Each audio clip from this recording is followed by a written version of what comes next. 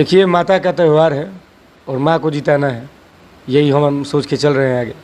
जनता एक साफ सुथरी छवि वाली व्यक्ति को चुनाव जिताना चाहती है, जो उनके लिए 5 साल में आगे का भविष्य तय करे। आरा छपरा जो पुल देखते हैं आप, आरा छपरा का पुल आशा देवी की ही देन है। हर एक घर तक पहुंचने वाली महिला सिर्फ आशा देवी बनी। आज तक वो लोग 30 साल की राजनीति करके भी सारे घर तक नहीं पहुंच पाए। उन लोगों को पार्टी भले एक्सेप्ट कर ले, जनता एक्सेप्ट नहीं करेगी। जिस नेता में व्यवहार ही नहीं रहेगा जनता के बीच लिए, तो वैसे नेता को हम पार्टी के नाम पे क्यों जिताएंगे। नमस्कार, फोर्थ पिलर न्यूज़ में आपका स्वागत है। सहयोगी गौरव के साथ मैं विशाल। आज हम बात करेंगे बिहार विधानसभा चुनाव को लेकर बड़हरा विधानसभा क्षेत्र की। बड़हरा विधानसभा क्षेत्र जिसे चित्तौड़गढ़ माना जाता था, यहाँ से पिछले विधानसभा चुनाव में राजद के विधायक ने जीत हासिल की थी अपने प्रतिद्वंदी आशा देवी को हराकर।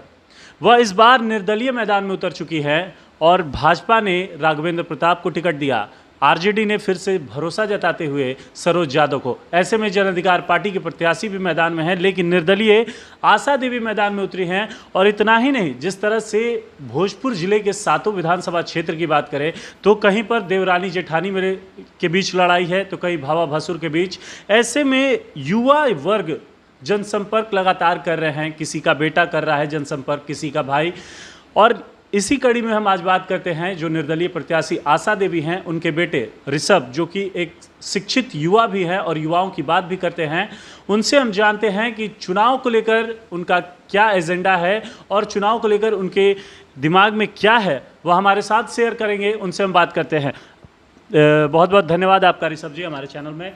क्या कहेंगे इस बार चुनावी माहौल के बारे में बड़हरा विधानसभा क्षेत्र को लेकर? जब हमने नॉमिनेशन स्टार्ट किया था 8 तारीख को, तब हम जब जनता के बीच में निकले तो जनता का हालत देखकर मुझे ये लगा पर्सनली कि बदलाव तो बहुत ज़रूरी था और वो बदलाव उम्मीद जनता भारतीय जनता पार्टी से कर रही थी। पर भारतीय जनता पार्टी ने जनता के मैंडेट के खिलाफ जाकर एक ऐसे नेता को टिकट दे दिया जिन्होंने 30 साल तक राजद की राजनीति की, उस विचारधारा में रहे। और एक महिला का, और जिस महिला ने सारे पुरुषों से ज़्यादा मेहनत किया, अपने समाज, अपने लोगों, हर एक घर तक पहुंचने वाली महिला सिर्फ आशा देवी बनी। आज तक वो लोग 30 साल की राजनीति करके भी सारे घर तक नहीं पहुंच पाए। तो मुझे कहीं ना कहीं लगा कि ये अन्याय हुआ है। आशा देवी जी के साथ अन्याय तो हुआ ही है, साथ ही साथ बड़हरा की जनता के साथ भी अन्याय हुआ है कि 30 साल तक जिन्होंने कुछ काम नहीं किया बड़हरा के लिए, बड़हरा का भविष्य को अंधेरे में कर दिया, उन लोगों को पार्टी भले एक्सेप्ट कर ले, जनता एक्सेप्ट नहीं करेगी। आप कहते हैं कि बड़हरा में कुछ विकास नहीं हुआ, तो क्या आप आशा देवी भी मैदान में उतर चुकी थी, उन्होंने पिछले विधानसभा चुनाव में जीत भी हासिल की थी, तो क्या उन्होंने विकास कार्य किया था उस समय? आरा छपरा जो पुल देखते हैं आप, आरा छपरा का पुल आशा देवी की ही देन है। हमारा 2009 में वीर कुंवर सिंह का रैली हुआ था पटना कृष्ण मेमोरियल हॉल में, और आशा देवी ने अपने राजनीतिक करियर को दांव पे लगा दिया था बड़हरा विधानसभा के लिए। खुले मंच पर नीतीश कुमार से उन्होंने इस बात की मांग कर दी 50,000 जनता के सामने कि आरा छपरा पुल पास कीजिए आप, और नीतीश कुमार को वो पुल पास करना पड़ा।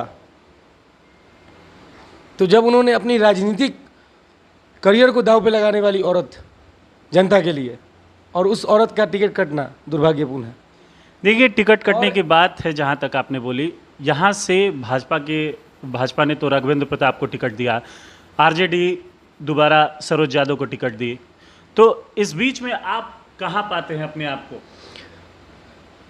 आप ध्यान से देखेंगे तो 3 उम्मीदवार जो मेन 3 उम्मीदवार हैं, जो त्रिकोणीय लड़ाई हुई है, सरोज यादव जी, राघवेंद्र प्रताप जी और आशा देवी जी के बीच में, इन तीनों उम्मीदवार का आप व्यवहार, नियत, काम, निष्ठा देख लीजिए।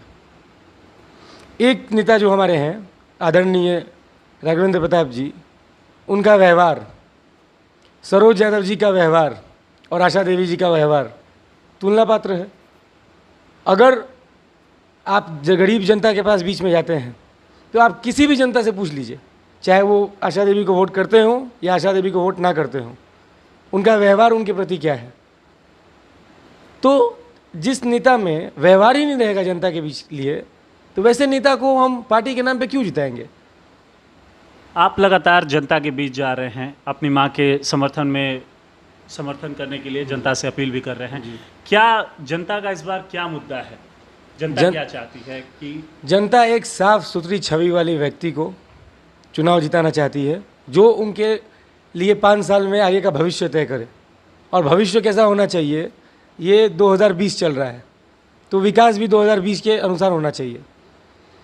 बात सिर्फ रोड, पानी, बिजली की करते हैं ये लोग, रोज़गार की करते हैं ये लोग, पर इनके पास कोई भी प्लान नहीं है आगे जनता के लिए। हमारे पास है। हमारे कार्यकाल में 2005 से 10 के बीच में 4 पावर सब स्टेशन खोले थे आशा देवी ने। आरा छपरा पुल, पीपा पुल का निर्माण करवाया था। आशा देवी ने 18 हाई स्कूलों को अपग्रेड कर कर +2 करवाया था अपने रीजन में। तो और हर एक गांव में रोड का जाल बिछा दिया था। अगर 5 साल की तुलना में आशा देवी का 5 साल और राघवेंद्र प्रताप जी का 25 साल की तुलना आप कर ले, तो आपको पता चल जाएगा कि 5 साल 25 साल पे भारी पड़ जाएगा। आप क्या मानते हैं कि आपकी लड़ाई बड़हरा विधानसभा क्षेत्र में सीधे सीधे तौर पर किसके साथ है? भारतीय जनता पार्टी के साथ या फिर राजद के साथ?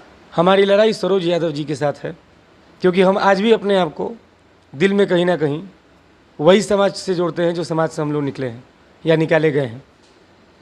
और जनता के लिए, बड़हरा की जनता के लिए ये लड़ाई सबसे ज़रूरी है, क्योंकि बात अब सिर्फ जनता का विकास की नहीं है, बात अब बड़हरा की जनता और बड़हरा की महिलाओं के सम्मान की है। और अगर आशा देवी जैसे मेहनती, डाउन टू अर्थ नेता के साथ अगर ये हाल हो सकता है, तो हमारी आम महिलाओं के साथ सामाजिक तौर पर क्या क्या व्यवहार होता होगा, ये बस इस बात की कल्पना खुद कर लीजिए। महिलाओं की बात आप कर रहे हैं, लेकिन जिस तरह से पुरुष प्रधान समाज हमारा ज़्यादातर है यहाँ पर हमारे विधानसभा क्षेत्र में या फिर भोजपुर ज़िले में कहें, क्या लगता है कि एक नारी महिला आगे निकल रही हैं, क्या वह सफल हो पाएंगी? देखिए, माता का त्यौहार है और माँ को जिताना है, यही हम सोच के चल रहे हैं आगे। बाकी जनता अगर इस बात को समझ ले कि जाति पाति धर्म से ऊपर भी कुछ होता है, और वो होता है अपना स्वाभिमान। अगर जनता का स्वाभिमान जाग गया तो मुझे नहीं लगता है कि आशा देवी को हराने का सोच भी रख सकते हैं विरोधी। इस बार का चुनावी एजेंडा क्या होगा बड़हरा विधानसभा क्षेत्र को लेकर? क्या नए विकास के बारे में आप सोच रहे हैं? हमारे जो विकास की धारा बड़हरा क्षेत्र में बह रही है वो चरमरा चुकी है। आज लोग को किसी ने अपना बेटा खोया, किसी ने अपनी माँ खोया, कोई अपना पिताजी को खो के आ रहे हैं, और वो ब्लॉक में जा रहे हैं मृत्यु प्रमाण पत्र बनाने, और उनसे पैसे मांगा जा रहा है। इस निजता पर सिस्टम आ चुका है। आज आप देख लीजिए, किसी भी स्कूल, किसी भी हॉस्पिटल्स, हर गांव में उसका पढ़ाई और स्वास्थ्य को छोड़ के हर चीज़ में उपयोग होता है। 2020 के ज़माने में भी हम बड़हरा की जनता 1980 के ज़माने में जी रही है। आपका ना एक डिग्री कॉलेज है बड़हरा विधानसभा में, ना ही कोई बड़ा इंडस्ट्री है जिससे हम लोग रोज़गार बड़े लेवल पे दे सकते हैं, ना ही कोई आईटी सेक्टर्स है।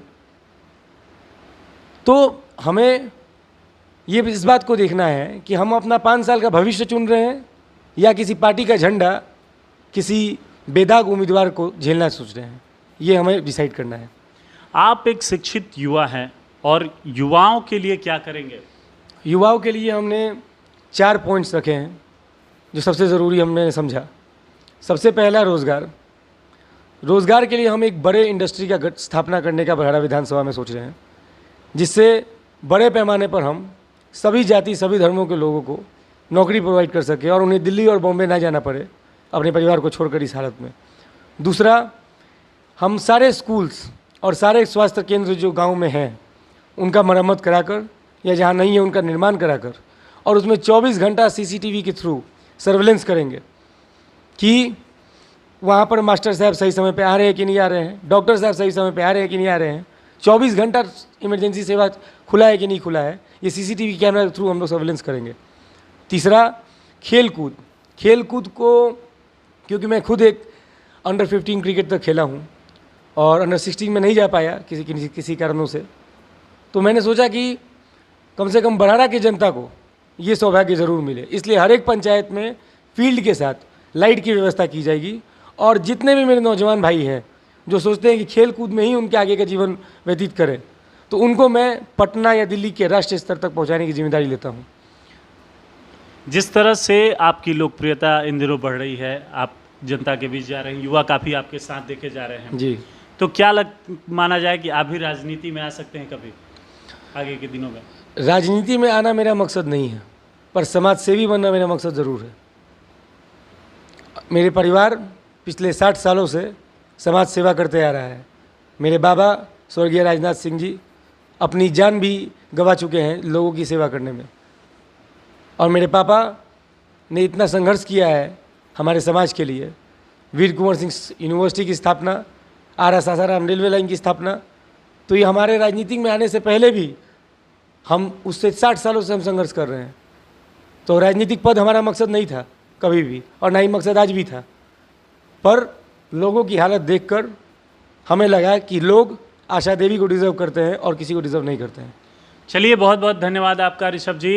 इन्होंने बताया कि अगर यह आते हैं तो इनका विकास का मॉडल क्या होगा, एजेंडा क्या होगा। तो आपने अभी निर्दलीय प्रत्याशी बड़हरा विधानसभा क्षेत्र की आशा देवी के पुत्र से हम बात कर रहे थे और उन्होंने अपना प्लान बताया। ऐसे ही राजनीतिक खबरों के लिए देखते रहिए 4th पिलर न्यूज़। सहयोगी गौरव के साथ मैं विशाल।